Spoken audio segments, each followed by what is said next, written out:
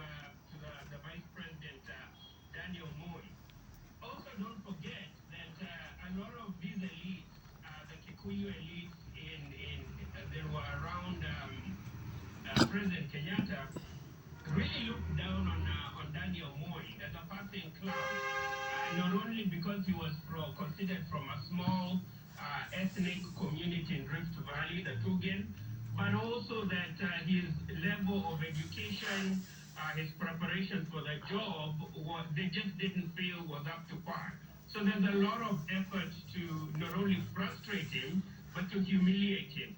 And this is then, brought forward with the change of constitution movement in the latter years of Kenyatta's presidency, when it looked like Kenyatta was, becoming senile, he was getting old, and he wasn't very much in control of his facilities. There was this strong move to change the constitution to ensure that power would not leave Mount Kenya. So it's a whole variation of these dynamics, and strong ethnic dynamic, but also very much a personality and an elite dynamic, where people look down on Moi as not having the academic, intellectual, and bourgeoisie gravitas to mingle it out with the elite in Kenya. You disagree, Professor Macharia? Well, not entirely. See, it's a big narrative. There were movements to change the constitution whenever it was felt that Kenyatta was about to go. So what happened in the 70s was actually a repeat of what happened in the late 60s. And if you look at the constitution, the way it was crafted in 1964, the Republican Constitution, it was essentially anti-Jaramogi. And the reason was because Kenyatta was supposed to die anytime. And the question was who would take over when he died.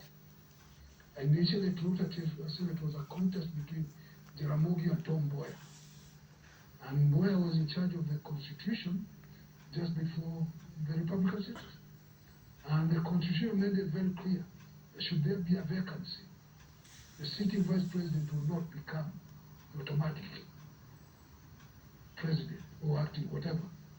Now, that, when Jaramogi was kicked out, was shown the door, and he went to create his own party, then the attitude gravitated around now, what did the constitution say? Because in 1967 or 68, Kenyatta had a heart attack. And there was a question was, who is going to take over? And the way it was, Mboya was going to take over. By persuading parliament and persuading the cabinet, because he could talk, the guy could talk. So they changed the constitution. And who was sitting at the vice presidential place? Moi was sitting there. And it says, now should that happen, the sitting vice president will be acting president for 3 months.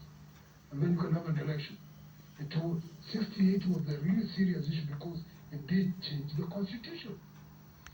Then, once Moi was sitting there, a few years later, again it looked as if Kenyatta was going. And so you had that, movement over which failed. People were reminded about what failed, not what succeeded.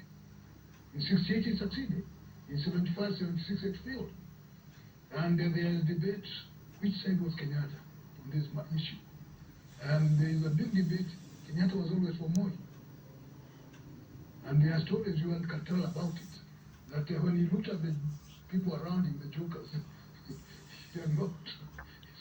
Thought Moi was a better what? So Moi was a very crafty politician. He had been in parliament longer than anybody, from 1955. All the others found him there. So he knew how to play games.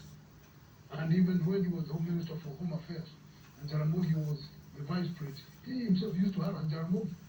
Really? Yes. So, I mean, it's... in what sense? See, even an aeroplane can be told to stop for a while.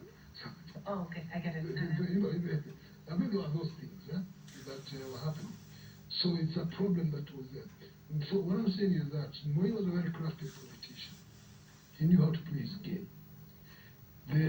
What people talk about, 76, was just a repeat that failed.